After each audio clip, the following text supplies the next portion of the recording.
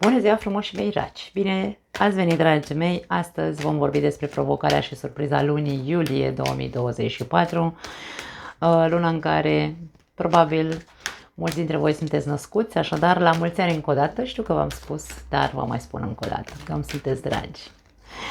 Începem cu provocarea, da? Pentru toți cei care aveți Soare, Luna, Ascendent sau Venus în Zodia Rac, provocarea lunii iulie 2024 și, bineînțeles, vom scoate alte 4 cărți să vedem cum putem să ajutăm să treceți cu bine peste această provocare. Ok, au sărit 2 cărți și la voi și la Taur am avut 2 cărți și la voi avem 5 de bâte și îndrăgostiții. Provocarea este alegerea în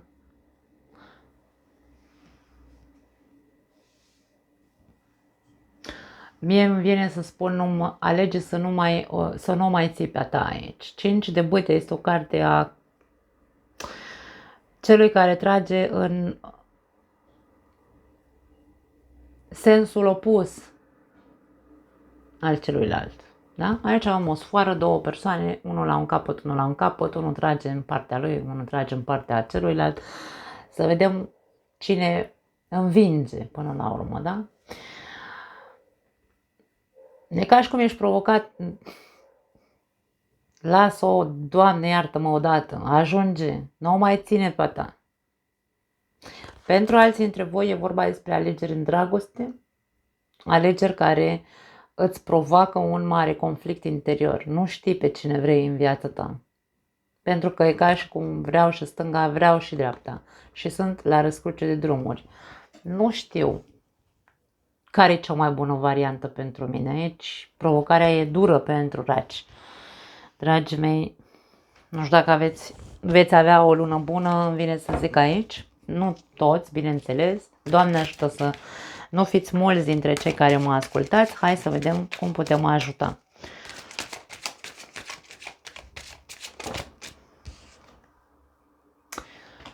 Roata norocului. 4 de monede e foarte relevantă deja. Combinația asta care o văd aici.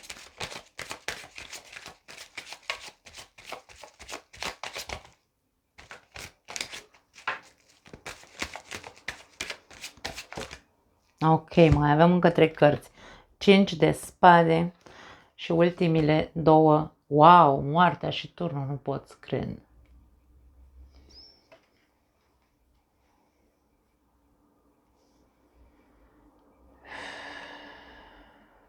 Da, o lună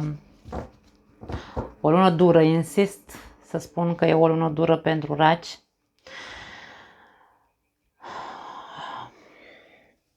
Mie vine să spun că tu nu ești de acum, de azi, de ieri, în situația asta tensionată.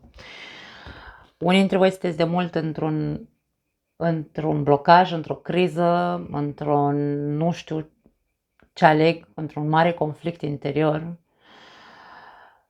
De ce? Pentru că mie vine să spun că aici, dacă vorbim despre alegeri în iubire, unii dintre voi sunteți conectați cu 2 persoane, voi nu sunteți conectați doar cu una singură și de-aia nu sunteți siguri pe cine să alegeți. Pentru că e ca și cum vreau și stânga, vreau și dreapta. Se repetă, de-aia spun, e de mult lucrul ăsta, nu-i de acum. Ai mai încercat să iei decizii în trecut și n-ai reușit. Lupta e constantă în tine, pentru că tu nu vrei. Ui, am lovit microfonul, sper că nu am cer scuze. Cred că de mult se dă lupta în tine și cred că ți este foarte greu să renunți la ceea ce ai cu ambele persoane. Atenție, pentru că vorbim de unii dintre voi care sunteți conectați cu 2 persoane și nu-i prima oară când vă la rac așa ceva. Da?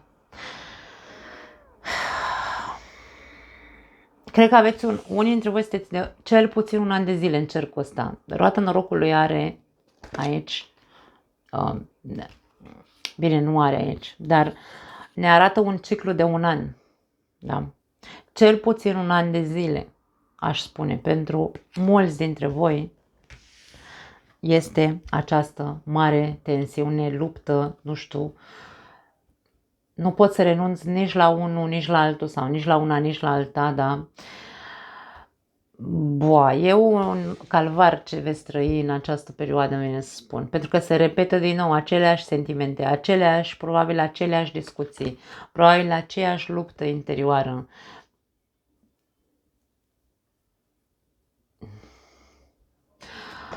Toată această tensiune care se întâmplă în tine și în relația asta sau în relațiile astea, pentru că aici vorbim despre două persoane, toate aceste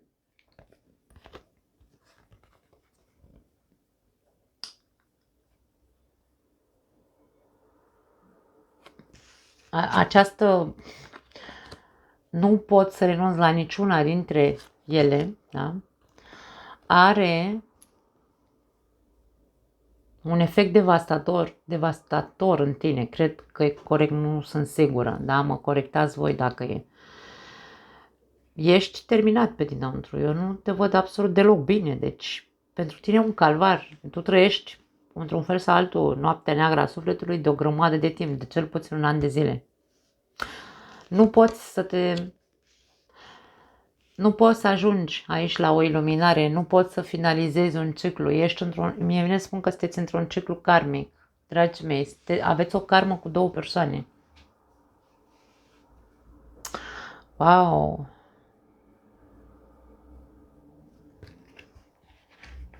Hai să încercăm să căutăm sfaturi, că aici, da, povestea o văd că e foarte, foarte relevantă.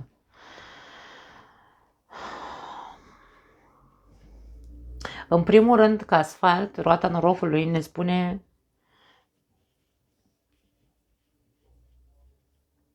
că ai nevoie sau într-un fel sau altul, e ca și cum zice, obligă-te odată să schimbi ceva.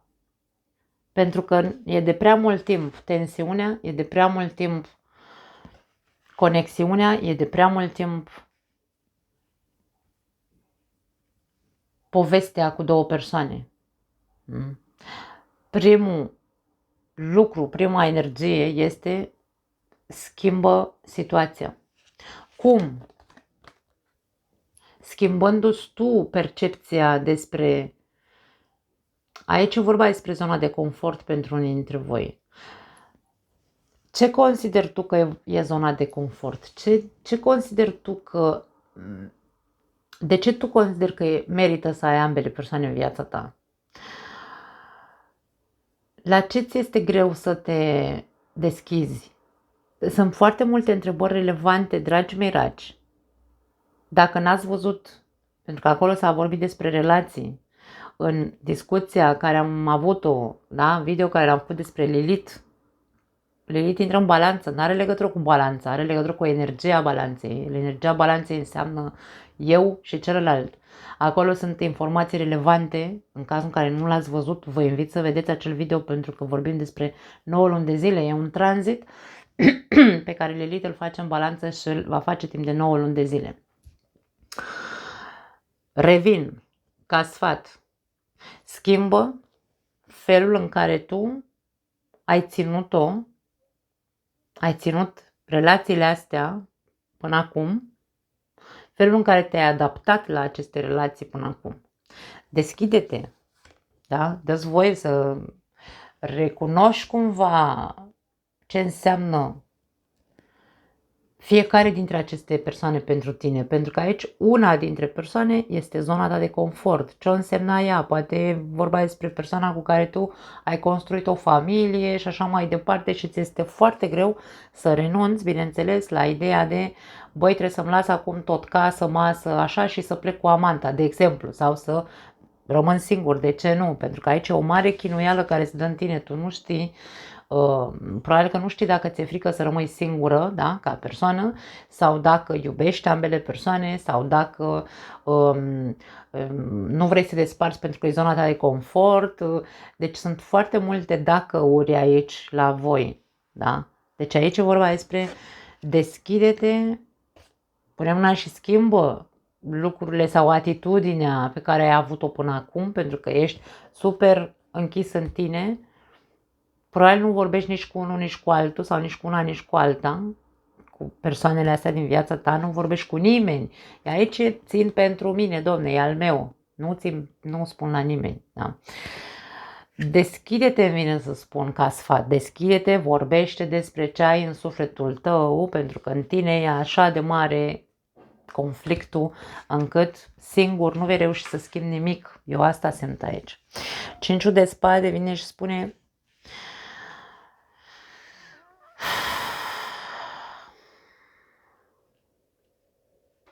Cinciul de spade spune multe, dar mie în momentul de față vine să spun că zice aruncă armele. Ești din lupta asta. Cum? Eliberându-te, scoțând din sufletul tău tot ce ascunzi acolo.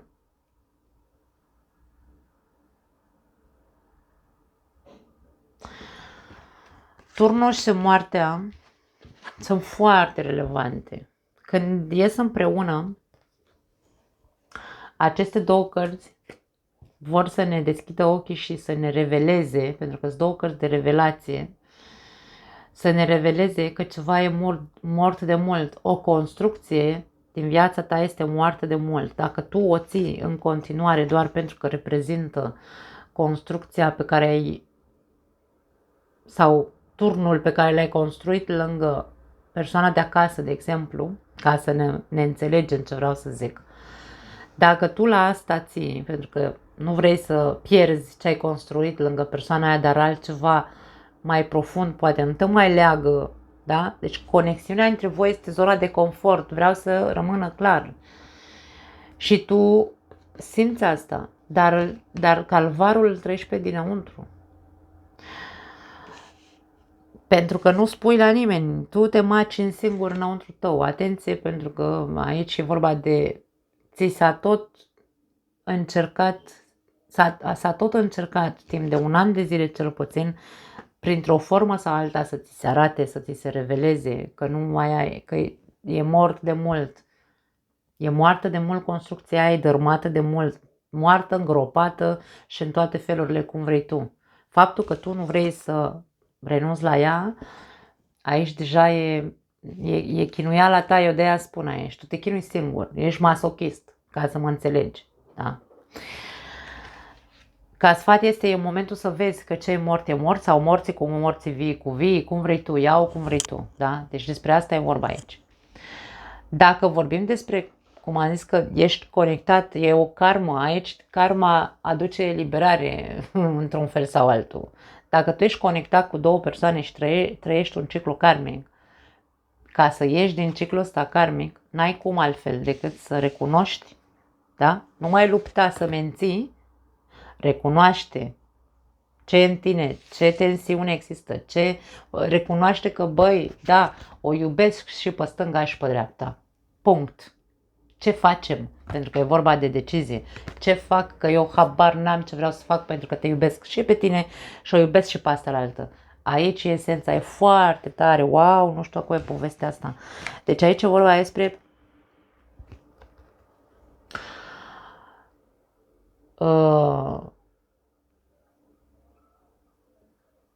a ieși din ciclul ăla karmic, pentru că karma, când avem de trăit două povești cu două persoane diferite, duce la o transformare imensă în noi înșine, duce la o creștere, duce la o iluminare, duce la o mare trezire, la o transformare totală. Deci eu cred că tu nu mai ai nimic de văzut cu persoana care erai acum 10 ani. Bine, asta e clar, dar vreau să zic, înainte de a cunoaște persoana asta karmică, tu erai altcineva. Tu nu mai ai nimic de văzut cu persoana care erai atunci. Atât de mult te-a transformat. Și de aia spun, dacă e vorba despre o karmă, ca să ieși din ciclul ăsta karmic și să-l închei odată pentru totdeauna, să ieși din roata destinului, pentru că aici destinul tu îl obligi să te țină cumva aici, pentru că nu vrei să renunți și nu vrei să te deschizi, ca să spui ce fac, că vă iubesc pe amândouă. Ceva de genul. Până atunci nu se va schimba nimic, îmi vine să spun. Wow! Dacă vorbim despre faptul că aici se spune alege odată să nu mai ții pe ta, cum am zis la început, primul mesaj, da? indiferent că vorbim despre relații de iubire sau orice altceva, unde o ții tu pe a ta, acolo cu cinciola de bâte, e vorba despre a plana un conflict, îmi vine să spun, cu cineva. Da? Pentru că atunci când o ținem pe a noastră e când suntem căpoși și zicem, Doamne, eu am dreptate aici, da? Și o țin sus și tare că eu am dreptate.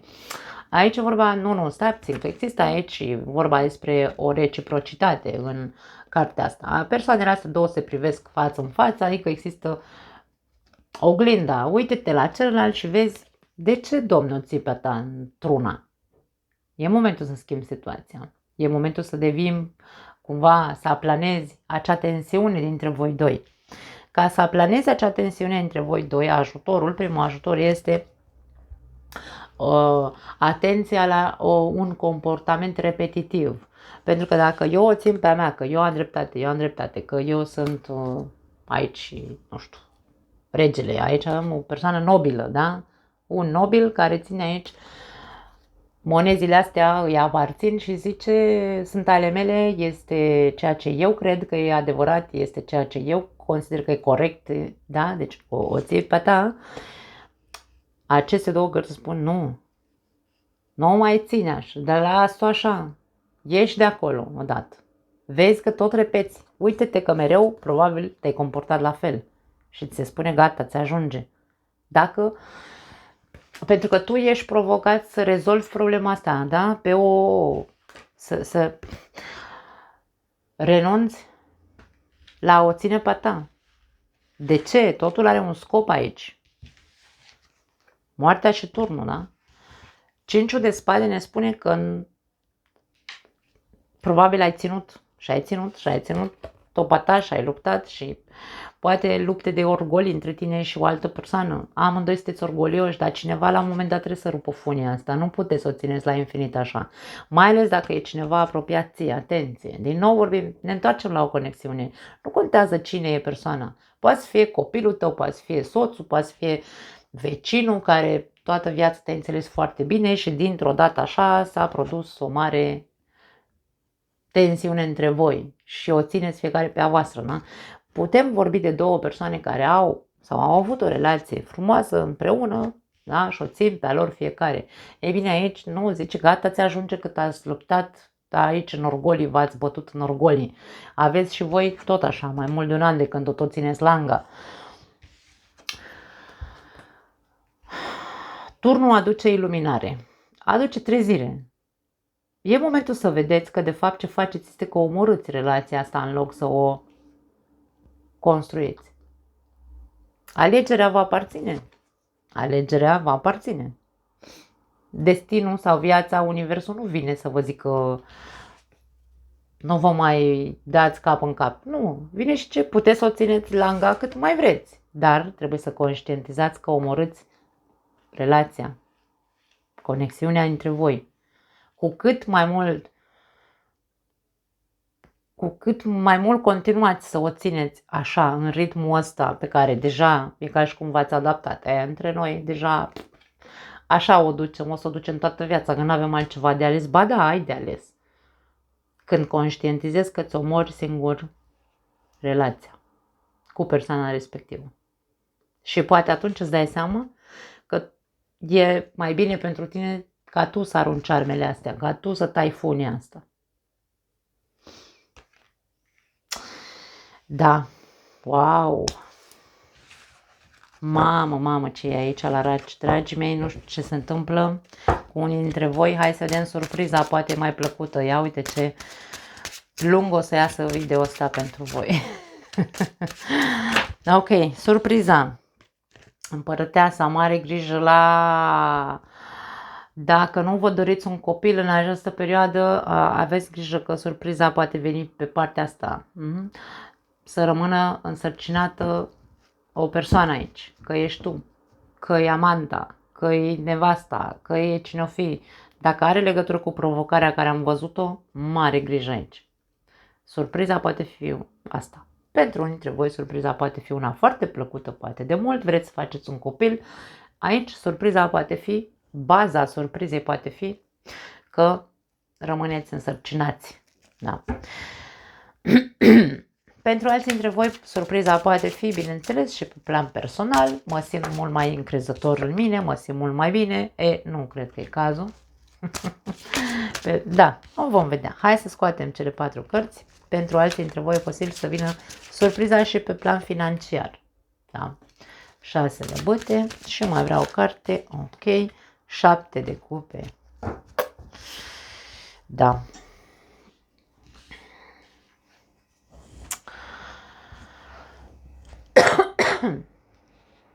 Ok, dacă surpriza este însărcinatul, dragii mei,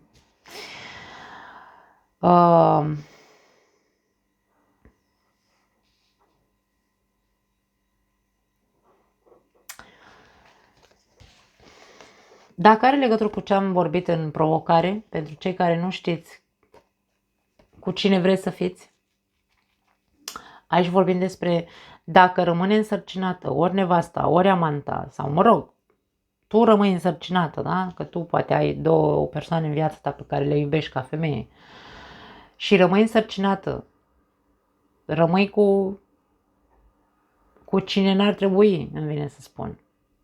Pentru că aici vedem tristețe, ca și cum, aoleu, eu nu vreau un copil de la ăsta, vreau de la altul. Sau, aoleu, a rămas gravidă amanta sau nevasta, da? Și mai de mine am pus-o. Mai ca și cum, ce fac? Probabil că vei încerca să caut soluții, dar te văd căutând soluții de pe o poziție așa de ego. Foarte la rece. Foarte, poate fi călcând pe cadavre. Atenție!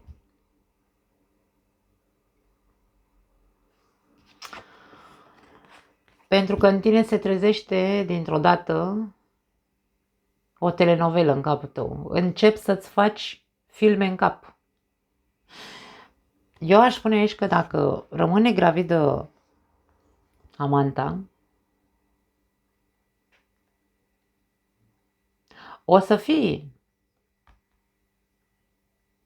hai să spun așa, plioștit dacă vrei, dar o să-ți treacă foarte repede.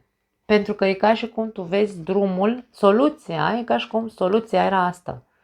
Drumul către succes, ca să aleg amanta, de exemplu, în cazul în care vorbim aici despre legătura cu provocarea, este soluția, este cheia ca eu să visez cu ochii deschiși că aș putea să trăiesc împreună cu amanta mea. Și insist pe chestia cu amanta pentru că împărăteasa, în partea ei negativă, poate fi acea amantă, da? Pe care o ascundem.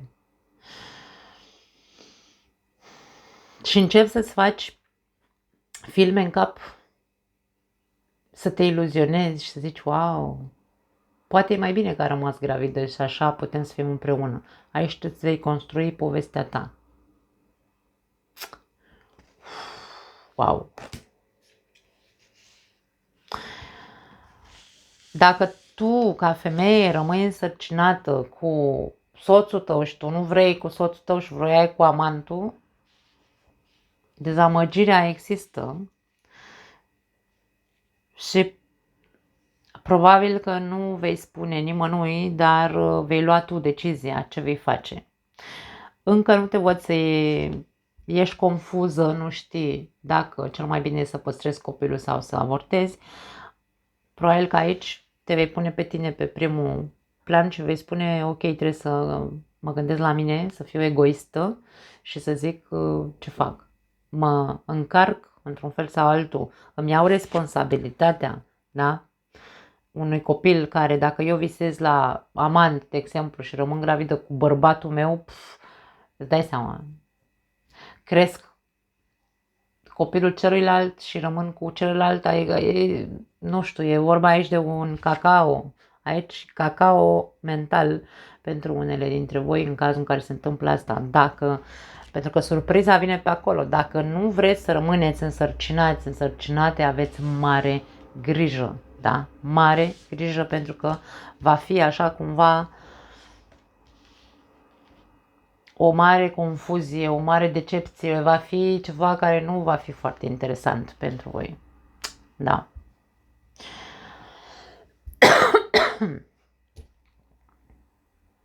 Surpriza ar putea să vină, după cum am spus, pe plan financiar pentru unii dintre voi.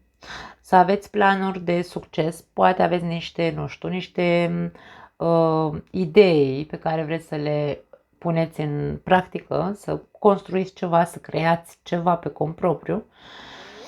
Dar aș spune că nu e un moment bun. Aș spune că e momentul, chiar dacă tu, da, ești o persoană creativă, ai multe idei în cap, ai multe, nu știu, multe planuri pentru a construi ceva și a ajunge la un succes, a avea abundență în continuare sau a fi în continuare o persoană în căreia să nu-i lipsească nimic.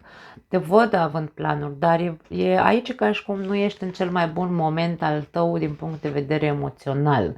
Emoționalul are foarte mult de văzut cu ce creez și pot să creez o iluzie sau pot să creez un succes. Dar dacă energia mea este una de tristețe, singurătate, nu știu, izolare, de tristețe simt aici multă. Dacă energia ta e asta, nu e un bun moment pentru a-ți face planuri pe plan financiar sau planuri care să te convingi cumva singur că tu vei ajunge la un succes, pentru că e posibil aici să aibă loc o decepție de fapt. Aș spune să nu faci nimic deocamdată. Mai bine contemplează doar, vezi ce planuri ce idei ai pentru a construi ceva, da? Pentru că dacă tu îți dorești succesul, fă cumva să ajungi la acel succes. Să nu, dacă te simți decăzut din punct de vedere emoțional și nu ești capabil să fii coerent ca să poți să îți pui în practică planurile, ideile, da? Ia-ți timpul necesar. Tu ești o persoană foarte creativă, da, e adevărat, dar nu ești în cel mai bun moment al vieții tale din punct de vedere emoțional. Și de aia ai impresia că eremitul spune, stai o leacă, da, nu te grăbi. Lasă să treacă poate luna asta, de ce nu? Nu pot să zic altceva. Cam asta e, dragii mei, wow, intensă luna pentru voi. Vă pup. Ne vedem data viitoare. Ciao.